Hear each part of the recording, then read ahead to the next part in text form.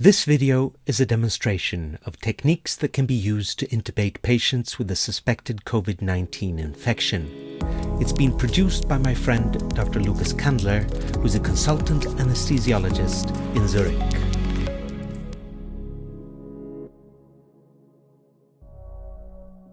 Hi everybody, we are from the Institute of Anesthesiology at the University of Zurich. My name is Vanessa Moll, I'm an attending here. Larissa is a resident and Manila is an anesthesia assistant. We are here today to introduce our airway management concept for COVID-19 positive patients at our university hospital. Our concept is divided in 3 phases. We have the planning phase, intubation and extubation, as well as postoperative care. All these phases are equally important. First, we have the planning, and as you can see, we are all donned in protective gear, which is according to your local SOPs. We did our body check and we deemed each other appropriate for this procedure. For induction, we have our medications on the tray, as well as our airway materials, including an endotracheal tube with a stylet in place, as well as our video laryngoscope. Next to the induction table, we have our dirty tray for dirty materials to be disposed there. It's also important to have a trash bin next to the patient so you can drop dirty articles right into the trash bin. Outside we have Tim, who is our clean person and jumper. In case we need medications or airway material, he will be able to hand them to us.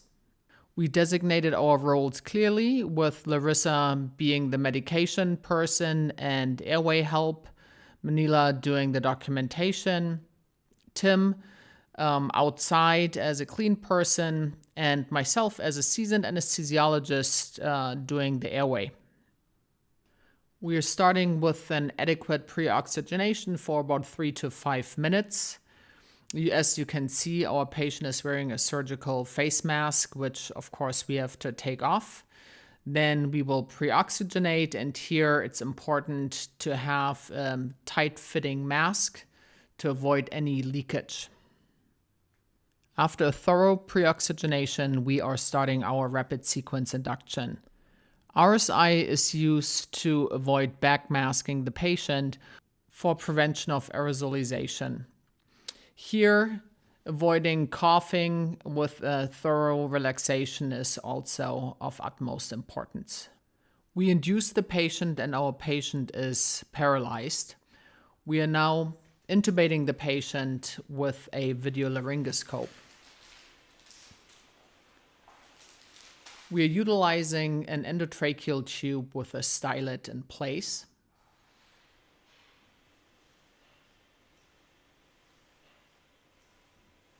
The endotracheal tube now is in place. The stylet can go.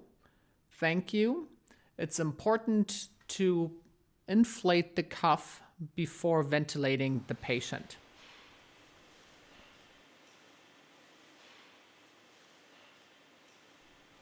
If a patient is desaturating and you have to backmask the patient, it is very important to use both hands to backmask the patient, to have a tight seal, and have a second person, Larissa in this case, to backmask your patient.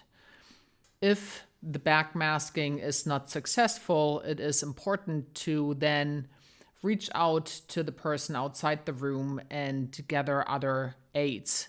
For example, LMA. If you have to escalate to a fiber optic scope, please use a single-use fiber scope. Intraoperatively, we are utilizing lung protective ventilation strategies, i.e. a tidal volume of 4 to 6 cc's per kilogram ideal body weight and a PEEP. If you're transporting an intubated patient to the ICU, make sure that you clamp the endotracheal tube in inspiration before you disconnect and reconnect to your bag valve mask.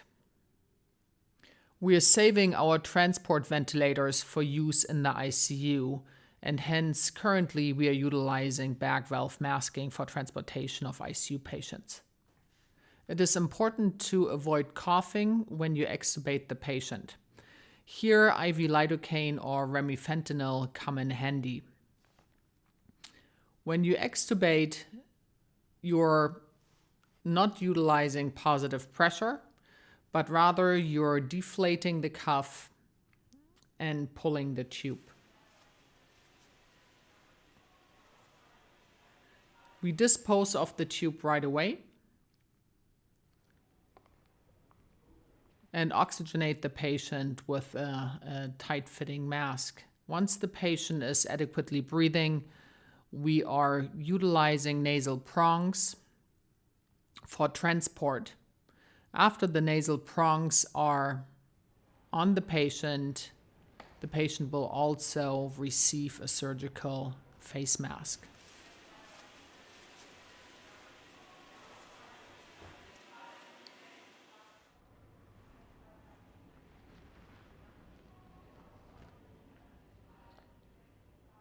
After successful extubation, it's important to doff your personal protective equipment according to your local standard operational procedures. Again, a body check is important. We also recommend debriefings after intubation and extubation to further optimize your procedure. Hopefully you enjoyed our short video. Be safe and stay healthy out there. Good luck.